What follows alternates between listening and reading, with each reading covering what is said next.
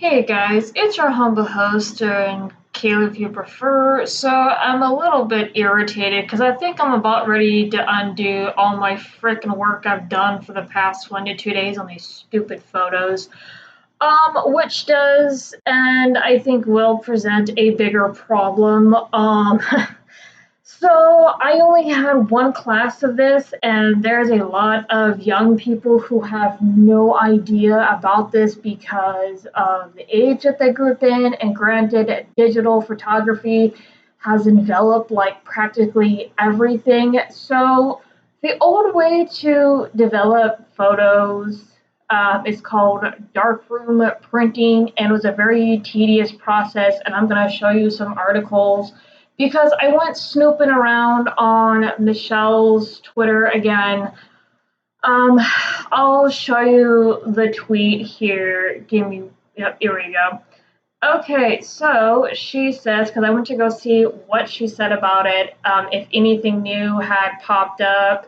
I'm sorry you're being harassed. I block like crazy, so I miss a lot. Photoshopped, huh? Not surprising, but hilarious, because the photos do look off, but oh my god, I'm about ready to undo everything. These are 30-year-old Fujifilm photos that had to be sent off and developed. And for those of the younger generations, no, this isn't I'm talking down to you, but this is, I believe, a lot of people have no idea that this was a thing because this was before their time, and it's practically erased unless you're a professional photographer and you still mess with this stuff. Anyway, be well, step away from Twitter, and spend time with people who love you. Okay, so I'm going to show you some articles. Again, this is called Darkroom Photography, and pretty much I'm going to show you how pictures or so was collected. These are called canisters or rolls of film, and you would load these into the camera, and they'd only be able to hold a certain amount of pictures, and the camera would tell you, had some sort of way of telling you, oh, hey, camera's full, put in a new roll. It's been so long since I've had to mess with one of these things, so I don't quite remember. Oh, yeah, I do. A lot of cameras, okay, so a lot of cameras that use these would have a little number right here, and when you snapped a picture, that number would go down. So, oh my god, like I said, it's been a while, but yeah, so you would actually have to send these off to a company to get developed. You would bring these into some sort of store, you put a little envelope, you would tell the person you're sending it off to, the company, how many copies you want of what photos. And the bad thing about these canisters and rolls is you could only use these one time. So if you fucked up on those photos, they were all gone. Like, you could not reuse a canister of the roll because we're going to go over the process. It's very chemical heavy. And you got to be careful with exposure to light, like literally in a dark room, certain lighting. So we're going to go over again 2 articles I found. Selecting the right film, iFord, Kodak, Fujifilm, and countless smaller independent brands still make film. That they do. The beauty of analog photography is that each one has its own look and characteristics, which makes the choice often one of taste.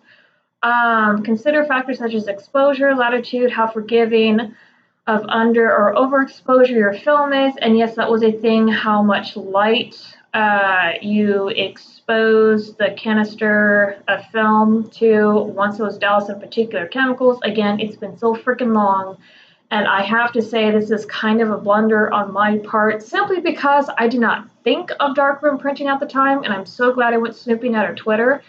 Because if these were legitimately developed by a darkroom printing method, it would explain the off colors like a whole lot. Because as I said, this process itself is very chemical heavy and you have to do it right. And the canister roll only has a one-time use. After that, it's done. You cannot attempt to develop those photos again. This is how tricky old photography was, and it's still very much considered an art. Like I said, professional photographers do still use it, and there are still stores that do develop the film. I know that one of my past jobs, people were still bringing rolls and they were still getting sent off. Granted, they had their own photo machines if you were using like a SIM card or getting photos printed off your phone.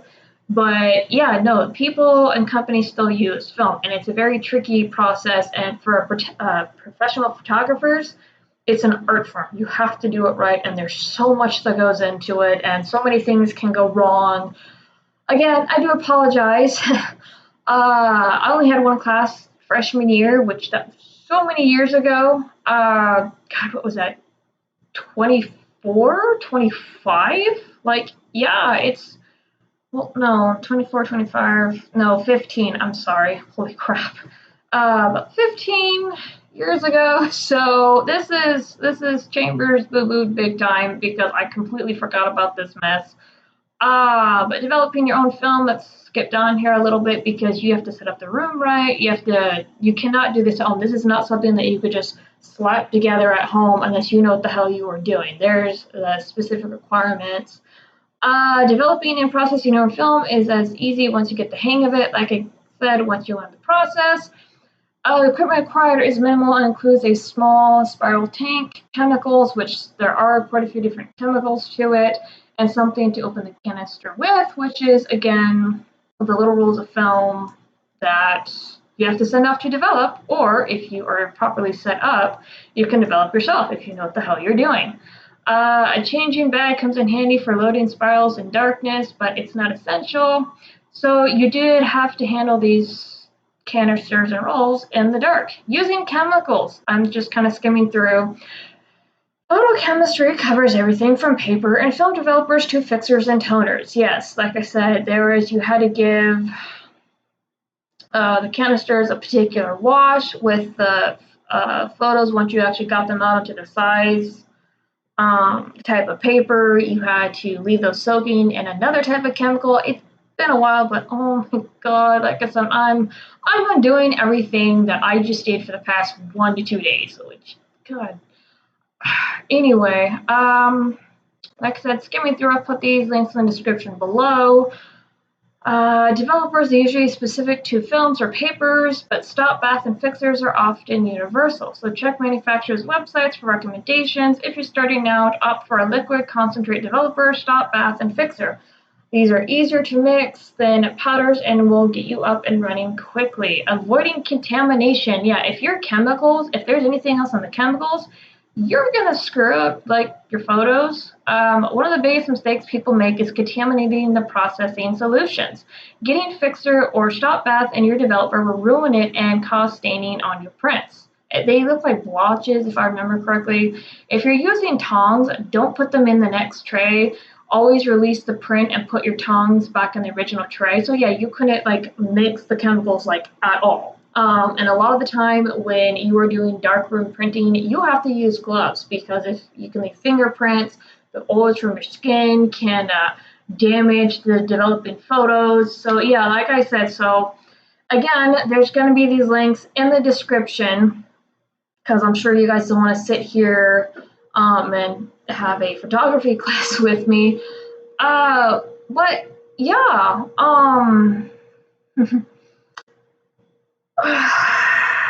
so if these photos are credible, because let me say this again, because I did offer to have a Google Hangout with her to do the photo showing, which if someone could pass my video to her because I am blocked, pretty much with her showing me the both front and back, you will notice anytime you get photos developed, there's a watermark. And the watermark back then, because companies do advance their logos and looks and things like that, the watermark back then will be quite obvious because even back then they either had like Kodak, Fujifilm. Now some photos as well do have sometimes a purple writing on the back of the photo, depending on the company and where it was developed and all that wonderful stuff. So that's what I'm looking for. Yes, there's still the possibility that these were photoshopped, but considering now the photos she's claiming to be darkroom printing or sent off, and the company back then would have developed these photos by darkroom printing, which again is very chemical heavy, very tedious, and attention to detail and the wrong amount of exposure. It can throw off your colors. It really can. So, like I said, I am willing to sit down and talk with her. I don't know if she's willing to talk with me so much. I completely understand if not, but this is me again doing my due diligence and digging into everything. I cannot believe I didn't think of this right away. As I only had one class, and granted, it was only for a few months before I switched schools, which turned into a digital photography class. Nobody else was brought up this method. So I was just like, oh shit. So here's, if the photo is real and she's able to prove it, so this does present a problem because it doesn't prove the accusation, but it does give more credence to her story of her being around him. Again, this was so many years ago. And I went and found some other postings by someone else who claimed to have him as a teacher, and there was a yearbook photo of him.